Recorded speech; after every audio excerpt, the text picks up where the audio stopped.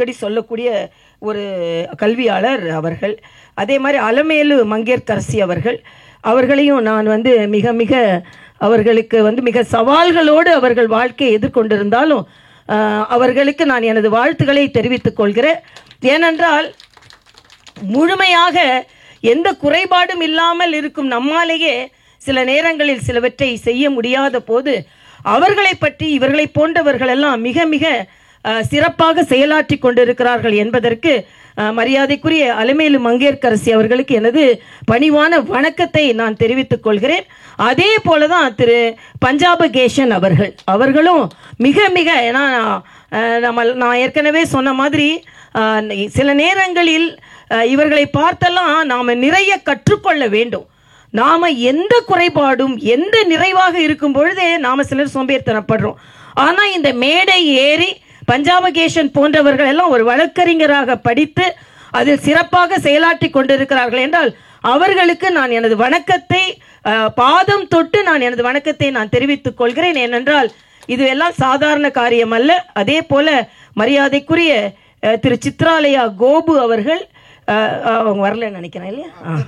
அதே மாதிரி திரு கேவி மணி அவர்கள் ஒளிப்பதிவாளர் அவர் வந்தாரே அதான் வந்தாங்க. அதான் நீங்க வந்த உடனே அம்மாவே எந்திரிச்சிட்டாங்க. நான் என்னடா பரவாயில்லையே இவருக்கு அவ்வளோ மரியாதையான்னு சொல்லும்போது அவங்க சொன்னாங்க ஏன்னா அவ்வளோ பெரிய எழுத்தாளரே எழுந்திருக்கிறாங்கன்னா அந்த அளவிற்கு இந்த ஒளிப்பதிவாளருக்கு அவ்வளவு மரியாதை கொடுக்கிற அளவிற்கு நீங்கள் எல்லாம் செயலாற்றி கொண்டிருக்கிறீர்கள். ஒளிப்பதிவாளர்ன்றது ஒரு சாதாரண விஷயம் இல்லை. உங்களுக்கு எனது வாழ்த்துக்களை நான் தெரிவித்துக் கொள்கிறேன். திருமதி ரேக்ஸ் அவர்கள் மொழி கோர்வையாளர் அவர்களுக்கும் எனது வணக்கம். ஏன்னா அதுவும் மொழியை கோர்வையாக பேசுறதே கஷ்டம், அது மொழி கோர்வையாளராக இருக்கிறது அதை விட கஷ்டம். ஆனால் அவர்களுக்கும் எனது வணக்கம். அதே மாதிரி திரு முனீர் அகமது அவர்கள் இயக்குனர் ஒளிப்பதிவாளர் அவர்களுக்கும் நான் எனது வணக்கத்தை நான் தெரிவித்துக் கொள்கிறேன். எப்படி நான் வந்து அம்மாட்ட வந்து மன்னிப்பு கேட்டனோ, நான் கதை ரொம்ப படிக்கலை அப்படின்னு நான் மன்னிப்பு கேட்டனோ, அதே மாதிரி எனக்கு என்ன ஒரு கெட்ட பழக்கம், நல்ல பழக்கமா கெட்ட பழக்கமான்னு தெரியாது, சினிமா பார்க்க மாட்டேன். அதனால தான் எனக்கு ஒளிப்பதிவாளர் டிரெக்டர்லாம் கொஞ்சம் அடையாளம் தெரியல. அதனால மற்றவர்களுக்கு அடையாளம் தெரியும், உங்களுக்கு எனக்கு அடையாளம் தெரியாது. நான் தான் மன்னிப்பு கேட்க வேண்டும். ஏன்னா சின்ன வயதிலிருந்து எனக்கு சினிமா பார்க்குற பழக்கமும் ரொம்ப குறைவு. அதனால் அதற்கும் என்னை மன்னித்து அவர்களுக்கும் எனது வாழ்த்துக்களை நான் தெரிவித்துக் கொள்கிறேன். அதே மாதிரி திரு ரங்கநாதன் திருமதி பத்மஜா அவர்கள் 2 பேருக்கும் எனது வணக்கத்தை நான் தெரிவித்துக் கொள்கிறேன். எல்லாவற்றிற்கும் மேலாக முதியோர் மருத்துவம் அந்த புத்தகத்தை எழுதிய தம்பி பேர் என்னப்பா, பழனிவேல் அவர்களுக்கு எனது வணக்கம். என பழம்பெரும் பெரியவர்களை பார்த்து பழனிவேல் புத்தகம் எழுதியிருக்கிறார். அதனால் அவருக்கு எனது வணக்கம். அதே மாதிரி இந்த புத்தகத்தை பெற்ற வரதராஜனா தலைவர் மருந்து உற்பத்தியாளர் தம்பி அவர்களுக்கும் எனது வணக்கம். இங்கே சொல்லும்போது சொன்னாங்க இந்த புத்தகம் மருந்தில்லா புத்தகத்தை வாங்குபவர் மருந்தாளுநர் அப்படின்னு சொன்னாங்க. அதாவது அவங்களுக்கு தான் அதோட கஷ்டம் தெரியும். நான் அடிக்கடி ஒன்று சொல்வதுண்டு, மரியாதைக்குரிய பாரத பிரதமரை நான் நன்றியோடு நினைவு கூர்வேன். ஏனென்றா அவங்க ஆயுஷ்மான் பாரத் என்ற ஒரு திட்டத்தை கொண்டு வந்திருக்கிறார்கள். அது 70 வயதிற்கு மேற்பட்டவர்கள். இந்த 70 வயது மேற்பட்டவர்களுக்கு உச்சவரம்பு கிடையாது. ஏன்னா இங்கே முதியோர் இருப்பதனால் நான் அதை சொல்றேன். வருமான உச்சவரம்பு கிடையாது. அவங்க யாரோட அப்பாவா கூட இருக்கலாம், யாரோட அம்மாவா கூட இருக்கலாம். 70 வயது கடந்தது என்றாலே அவர்களுக்கு மருத்துவ காப்பீடு 5 லட்சம் வரை இருக்கிறது என்பதை மரியாதைக்குரிய பாரத பிரதமர் கொண்டு வந்திருக்கிறார்கள். ஆக இந்த நினைப்பில் எவ்வளவு நல்ல எண்ணம். ஏன்னா கலெக்டரோட அப்பாவும் இருப்பாங்க, மருத்துவரோட அப்பாவும் இருப்பாங்க, ஆக்டரோட அப்பாவும் இருப்பாங்க. ஆனால் அவங்க அப்பாவா இருக்கிறாங்க. ஆனால் இவங்க அவங்கள அப்பாவா நினைக்கிறாங்களான்னு நம்ம முக்கியம். நான் அடிக்கடி ஒரு சம்பவம் சொல்வது உண்டு. ஒரு ஆட்டோவில் எழுதிய வாசகம். சில நேரங்களில் ஆட்டோ நமக்கு மிகப்பெரிய ஞானங்களை கொடுப்போம். முன்னால் பார்க்கும்போது ஆட்டோவில் பின்னால் வாசகங்கள் எழுதியிருப்பாங்க. ஒருத்தர் வீடு கட்டுறாராம், வீட்டிற்கு அன்னை இல்லம்னு பெயர் வைக்கிறாராம். வீட்டின் பெயரும் அன்னை இல்லம், அன்னை இருப்பதும் முதியோர் இல்லம். ஆக எவ்வளோ பெரியவங்கலாம் கூட இன்கம் டாக்ஸ் கட்டுறவங்க கூட அம்மா அப்பா பார்த்துக்கிறாங்களான்னு சொல்ல முடியாது. இதை நினைத்த பாரத பிரதமர் ஆயுஷ்மான் பாரத் என்று 70 வயதிற்கு மேலே உள்ளவர்களுக்கு மருத்துவ காப்பீடு. இளைஞர்களுக்கும் இருக்குது, அதுக்கு வருமான உச்சவரம்பு இருக்குது. ஆனால் 70 வயதுக்கு மேலே உள்ளவர்களுக்கு வருமான உச்சவரம்பு கிடையாது. ஆக மருந்தில்லா மருத்துவம் என்று சொல்லும் பொழுது அந்த மருந்து அது மட்டும் இல்லை, இன்னொன்று மக்கள் மருந்தகம் என்று ஒன்றை ஆரம்பித்திருக்கிறார். இதில் என்னன்னா, பாராசிட்டமால் வெளியே 1 ரூபாய்க்கு கிடைச்சதுன்னா அங்கே 10 பைசாக்கு, 10 பைசா தான். 1 10 குறைவு. இதில் ஏன் நான் இங்கே இதை குறிப்பிடுகிறேன்னா, அதிகமாக பென்ஷன் வாங்கி மருந்துக்கு அந்த பென்ஷனை செலவிடும் பெரியவர்கள் தான் அதிகம்.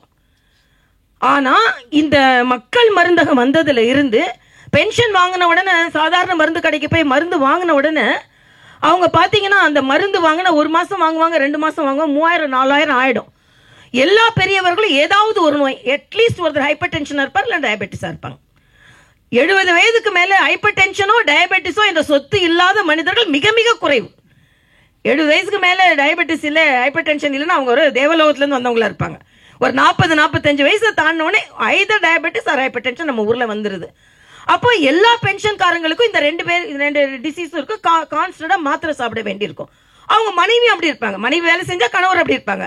ஆக 2 பேருக்கு சர்க்கரைக்கும் உயர் ரத்த அழுத்தத்திற்கும் வேற கோமார்பிட் ஸ்டேட் இருந்தால் அதுக்கு தொடர்ந்து 30 நாள் மருந்து சாப்பிடணும். அப்போ அவங்களுக்கு அந்த மருந்தை வாங்கணும். நான் அடிக்கடி சொல்லுவேன், நான் டாக்டராக ப்ராக்டிஸ் பண்ணிட்டு இருக்கும்போது ரவுண்ட்ஸ் போவோம். அப்போ ஒரு பேஷண்ட் ரொம்ப கவலையாக இருந்தார். நான் சொன்னேன், ஏங்க இவ்வளோ கவலையாக இருக்கீங்க, என்னாகுமோன்னு கவலைப்படாதுங்கன்னு சொன்னேன். அதுக்கு அந்த நோயாளி சொன்னார், என்னாகுமோன்னு கவலைப்படலை டாக்டர், எவ்வளோ ஆகுமோன்னு தான் எனக்கு கவலையாக இருக்கிறது. ஹாஸ்பிட்டலில் ஜாயின் ஆகிற எல்லாத்துக்குமே பிரச்சனை அதுதான். ஆக எவ்வளோ ஆகுமோன்னு கவலைப்படுறது இல்லாமல் இன்னைக்கு நான் சொல்லுவேன், நீங்கள் ரத்த கொதிப்புக்கு மாத்திரை எழுதுறீங்க டாக்டர், நான் கொண்டு போய் மருந்து கடையில் கொடுத்தா அதோட விலையை கேட்டால் என்னோட ரத்த கொதிப்பு அதிகமாகிடுது.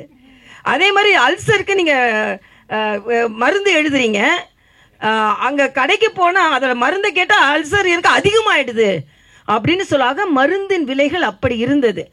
ஆனால் மரியாதைக்குரிய மோடி அவர்கள் இந்த மக்கள் மருந்தகம் என்று கொண்டு வந்த பின்பு 3000 ரூபாய்க்கு மருந்து வாங்கி கொண்டிருந்தவர்கள் 300 ரூபாய்க்கு மருந்து வாங்கினால் போதும்.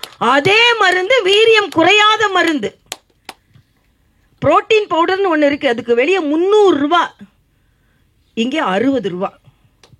ஆக சப்ளிமெண்ட்ஸும் அங்கே அதிகமாக கிடைக்கும்.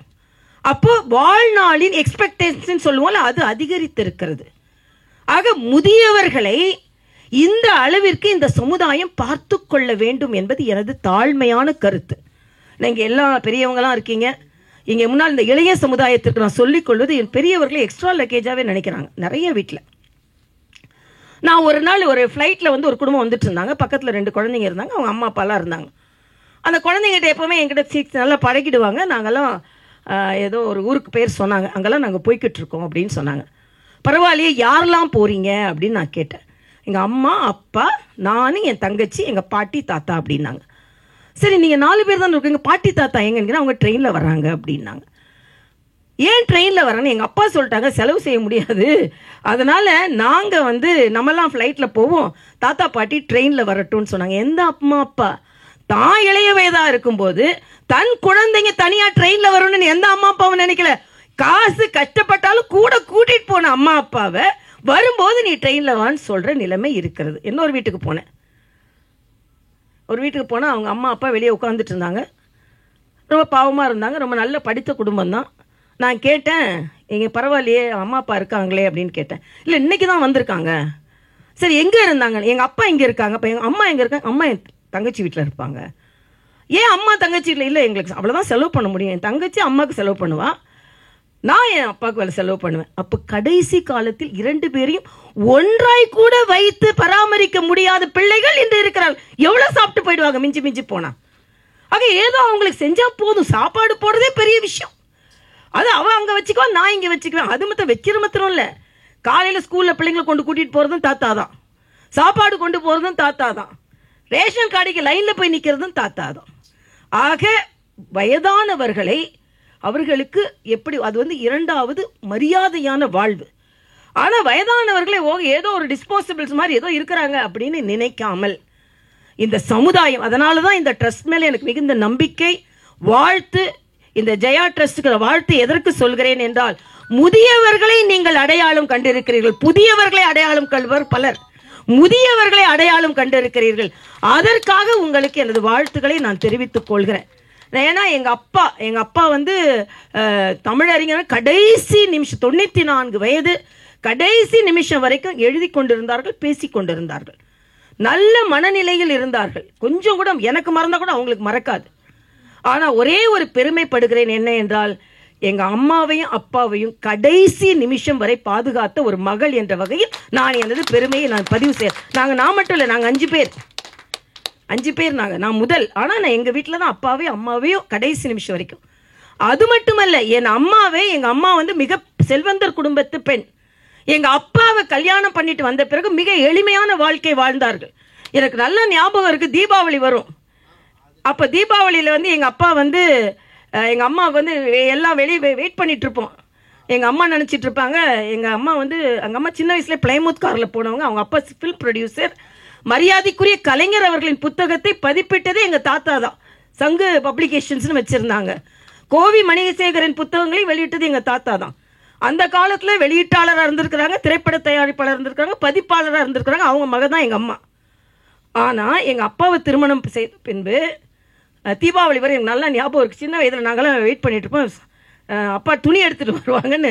எங்கள் அம்மா என்ன நினச்சிட்டு இருப்பாங்க, பெரிய பார்டரோட நல்ல பட்டு சேலை எடுத்துகிட்டு வருவாங்கன்னு எங்கள் அம்மா அப்படியே ஆவலோடு எதிர்பார்த்துட்டு இருக்கும்போது எங்கள் அப்பா காதிகிராஃப்டில் போய் நல்ல ஒரு கதர் சேலை எடுத்துகிட்டு வந்து வருவாங்க. எங்கள் அம்மாவை கையில் அதை வாங்கும் போது எங்கள் அம்மா அழுதுருவாங்க. ஏன்னா எங்கள் அம்மா அவ்வளோ தியாகம் செஞ்சாங்க எங்கள் அப்பாக்காக. அவ்வளோ வசதியான குடும்பத்து பெண்ணாக இருந்து, ஆனால் அரண்மனை மாதிரி வாழ்ந்த அந்த அம்மா எங்கள் அப்பாவை கல்யாணம் பண்ணிட்டு வந்த ஒரு எளிமையான ஒரு மனைவியாக மாறினாங்க. ஆனால் அவங்க இறக்கிறதுக்கு 2 வருடங்கள் முன்னால் அவர்களை மகாராணி போல ராஜபவனத்தில் வைத்து பராமரிக்கும் ஒரு மகளாக நான் இருந்தேன் என்ற வகையில் நான் எனது வாழ்நாளை நான் நிறைவு செய்திருக்கிறேன் நான் நினைக்கிறேன். ஏன்னா அவங்க அப்படிப்பட்ட ஒரு வசதியான ஒரு குடும்பத்தில் பிறந்து எளிமையான வாழ்க்கை வாழ்ந்தா கூட ராஜ்பவனத்தில் 2 ஆண்டுகள், அவங்க 2 ஆண்டில் இறந்துட்டாங்க. ராஜ்பவனில் நான் கவர்னராகி 2 ஆண்டில் இறந்துட்டாங்க. ஆனால் ராஜ்பவனில் அவர்களை நம்மளாம் இப்போ பெரியம்மான்னு சொல்கிற மாதிரி ராஜ்பவன் ஊழியர்கள்லாம் எங்கள் அம்மா பெத்தம்மான்னு சொல்லுவாங்க தெலுங்கில்.